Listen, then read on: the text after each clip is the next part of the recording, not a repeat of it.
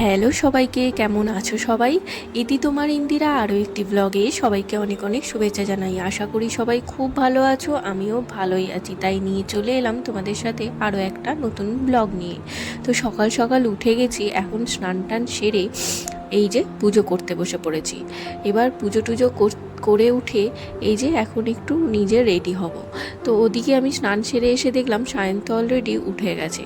আর আজকে একটু শ্যাম্পুও করেছি, আর সাথে আজকে এক সপ্তাহ হয়ে গেছে বিছানার চাদরগুলোও পাল্টানো হয়নি, তাই ভাবলাম বিছানার চাদরগুলো তুলে নিই।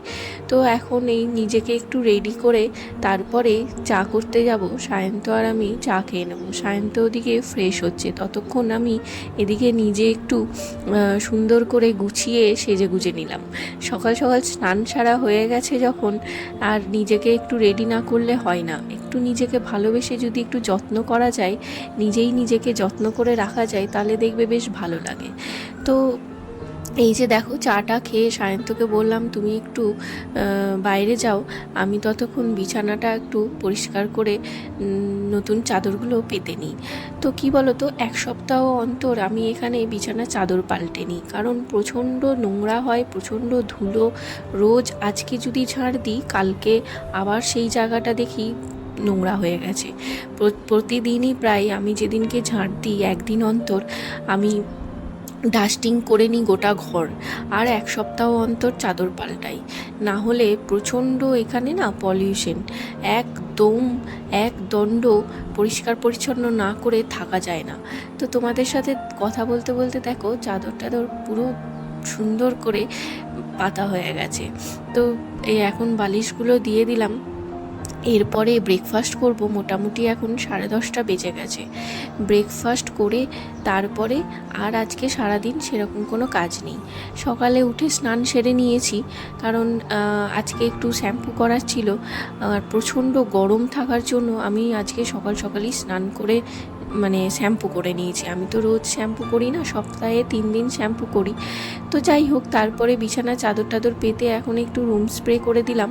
আসলে এটা রুম স্প্রে নয়, এটা হচ্ছে বডি স্প্রে। আমরা যে পারফিউমটা ইউজ করি সেটা তো পছন্দ করেই কিনি, তো আলাদা করে ওই জন্য রুম স্প্রে কিনি না, ওই বডি স্প্রেটাই ঘরের মধ্যে একটু দিয়ে দিই। তো ওটাতেই সুন্দর ভালো লাগে বেশ। ঘরটা যখন পরিষ্কার পরিচ্ছন্ন করে রাখা হয়, একটু রুম স্প্রে করে দিলে দেখবে অ্যাকচুয়ালি তুমি যে বডি স্প্রেটা কেনো সেটা পছন্দ করেই কেনো, তো সেই বডি স্প্রেটাই যদি ঘরের মধ্যে দিয়ে দেওয়া যায় তো সেটাই সুন্দর একটা গন্ধ ছাড়ে ঘরের থেকে, তো মনটা বেশ ভালো লাগে। তো যাই হোক, তো আর যে যে জিনিসগুলো আলমারিতে ঢোকানোর ছিল সেগুলো ঢুকিয়ে দিলাম, কারণ সায়ন্তর জন্মদিনের দিন হিয়া এসেছিল, তখন আমরা কিছু ছবি তুলেছিলাম, কিছু শুটিং করেছিলাম, নাচ করেছিলাম, কিছু ড্রেস বার করা ছিল, তো সেইগুলোকেই ভাঁজ করে আজকে রেখে দিলাম। তো কেচে রেখে দিয়েছিলাম, তো এখন ভাঁজ করেই রেখে দিলাম সেগুলো। আর ভাঁজ করার সাথে সাথে আলমারিতে একটা বই ছিল, সেই বইটাকে আমি বেশ কিছুদিন আগেই পড়েছি কিছুটা, আর আজকে ভাবলাম কাজ তো সেরকম আর নেই, তো বইটা বার করে বাকিটা একটু পড়ে নিই। আর এই বইগুলো না আমি যখন ওখান থেকে আসি বাবা আমার হাতে দিয়ে দেয়, ম্যাগাজিন টাইপের এই বইগুলো বাবা পায়, সেইগুলোই বাবা আমাকে নিজে পড়ে নেয়, তারপরে বাকিটা বলে তুই এবার পড়। আমার পুরো বইটা পড়া হয়ে গেছে, তো সঙ্গে করে একটা দুটো বই দিয়ে দেয় এরকম, এবারেও দিয়েছে। তো সেই রকমই কিছু কিছু সময় বইগুলো পড়ে নিই সময় পেলে। তো যাই হোক, তারপর দুপুরে খাওয়া দাওয়া সেরে সন্ধেবেলায় এখন একটু বেরিয়েছি আমি আর সায়ন্ত।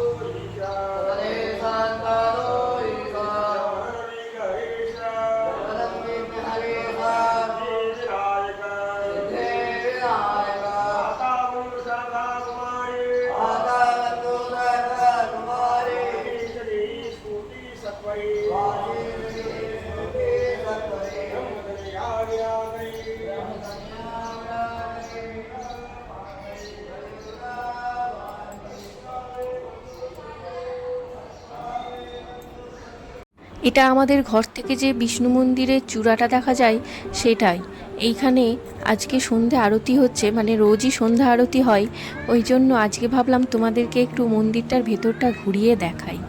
তো আরতি হচ্ছিল ওই টাইমটায়, তো আমরা ওই নিচেই গেছি, আজকে ওপারে আর যাইনি, কোনো দরকার নেই সেরকম। একটু মুড়ি কেনার ছিল আর একটু পাউরুটি কেনার ছিল, তো ওই কারণেই নেমেছিলাম নিচে। আর এই যে দেখো, এখন আমরা সোসাইটির ভেতর ঢুকে এই সুইমিং পুলটা কোনো কাজেই লাগে না এখন।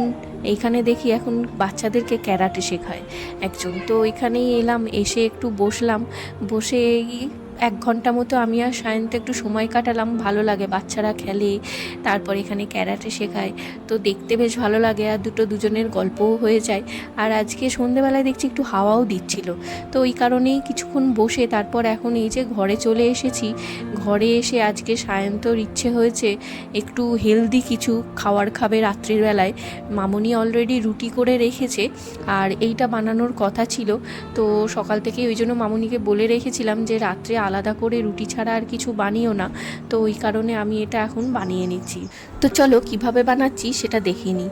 প্রথমে যে দেখালাম সবজিগুলো, সেই সবজিগুলো নিয়ে খুব সুন্দর করে কেটে নিলাম। এখানে রয়েছে গাজর, ক্যাপসিকাম, পেঁপে, ব্রোকলি, তোমরা চাইলে আরও কোনো সবজি ইউজ করতে পারো, যেমন কর্ন বা আলু দিতে পারো, বিট দিতে পারো, যার যেমন ইচ্ছে সেটা ব্যবহার করতে পারো। যেহেতু কর্নটা আমার ঘরে ছিল না, তো ওই কারণে কর্নটা দিলাম না। তো যাই হোক, তো এখানে আমি সমস্তটা কেটে নিয়ে সবজিগুলো জলের মধ্যে কিছুক্ষণ ফুটিয়ে নিয়ে আমি ঠান্ডা জলে দিয়ে দিলাম, যাতে কালারটা ঠিকঠাক থাকে। মানে সবজিগুলো যদি জলে ফোটানো হয় তাহলে কালারটা কেমন নষ্ট হয়ে যায়, তার জন্যই একটু ঠান্ডা জলে দিয়ে দিয়েছিলাম। তো তারপরে এই যে দেখো, কিছু চিকেন রয়েছিল, 300 গ্রাম মতো চিকেন রয়েছে, অবশ্যই হাড় সমেতই রয়েছে। তো ওই চিকেনগুলো আমি একটু নুন আর একটু রসুন কুচি, একটু গোলমরিচ সমস্ত দিয়ে আর সাদা তেল দিয়ে ভালো করে মাখিয়ে নিয়েছিলাম। তারপরে ফ্রাই প্যানে একটু সাদা তেল দিয়ে ওগুলোকে ভাজতে দিলাম, মাঝখানে একটু অরিগ্যানো দিয়ে দিয়েছিলাম। তো এইবার আমি একটু রসুন কুচি আর পেঁয়াজ কুচিয়ে নিয়েছি, ততক্ষণ চিকেনগুলো ভাজা হয়ে গেছে, এগুলোকে এখন তুলে নেব। এরপরে ওই রসুন কুচি আর পেঁয়াজ কুচি থেকে অল্প অল্প করে দিয়ে তেলের মধ্যেই, মানে যে তেলে আমি চিকেনগুলো ভেজেছিলাম সেটা একটু রয়ে গেছে, তো ওর মধ্যেই, বেশি এখানে তেল ইউজ করব না, কেননা লাস্টে অনেকটা বাটার দেব, তো ওই কারণে ওর মধ্যেই একটু রসুন আর পেঁয়াজ দিয়ে এখন এই ক্যাপসিকামগুলোকে একটু ফ্রাই করে নেব। তারপরে দিয়ে দেবো সবজিগুলো বয়েল করা। আমি বয়েল করতে গিয়ে সবজিগুলোর মধ্যে এই ক্যাপসিকামটাও দিয়ে দিয়েছিলাম ভুল করে, তোমরা কিন্তু সেটা করো না। ক্যাপসিকাম তো ভাজলেই খুব সুন্দর টেস্ট, তো আমি ভুল করেই আসলে দিয়ে দিয়েছিলাম, কী আর করা যাবে। তো যাই হোক, তো তারপরে এই যে সবজিগুলো দিয়ে খুব সুন্দর করে ভেজে নেব, খুব সুন্দর করে ভেজে নেবে। আর তারপরে একটু গোলমরিচ গুঁড়ো দিয়ে দিলাম, তোমরা চাইলে চিলি ফ্লেক্সও ইউজ করতে পারো, তো আমি গোলমরিচ গুঁড়োটা প্রেফার করি, তো ওই জন্য গোলমরিচ গুঁড়োটা দিয়ে দিলাম। তারপরে দিয়ে দিলাম আর একটু অরিগ্যানো। তো খুব ভালো করে ভেজে নিয়ে ওগুলোকে তুলে রাখলাম। এরপর ফ্রাই প্যানে এই দেখো, আমি একটা লেবু স্লাইস করে কেটে নিয়ে সেই লেবুর রসটা চিপে নিলাম, একবারে ডাইরেক্ট ছাঁকনির মধ্যেই ছেঁকে নিলাম, আলাদা করে আর কোনো জায়গা করলাম না, ফ্রাই প্যানের মধ্যেই চিপে নিলাম খুব সুন্দর করে।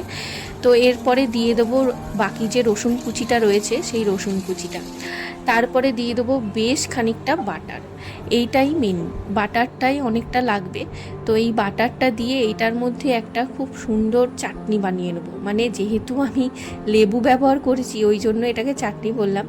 তো যাই হোক, এটাকে খুব সুন্দর করে এখন মেল্ট করে নেব, দিয়ে তারপরে খুব ভালো করে ভাজা হয়ে গেলে এখন দিয়ে দিলাম একটু অরিগ্যানো, আর দিয়ে দেবো আবারও একটু গোলমরিচ গুঁড়ো। সমস্তটা খুব ভালো করে ভেজে নেব, যতক্ষণ রসুনটা থেকে গন্ধ না ছাড়বে ততক্ষণ এটাকে খুব ভালো করে মেল্ট করে নেবে। তারপরে এই যে এখন এই বয়েলড করা চিকেন আর বয়েলড করা সবজির মধ্যে দিয়ে দেবে। তো এটাই ছিল আজকে রাতের ডিনার। তোমাদের কেমন লাগলো জানিও, ভালো লাগলে অবশ্যই একটা লাইক করো আর অবশ্যই ট্রাই করো। দেখা হবে আবারও পরের একটা নতুন ব্লগ নিয়ে।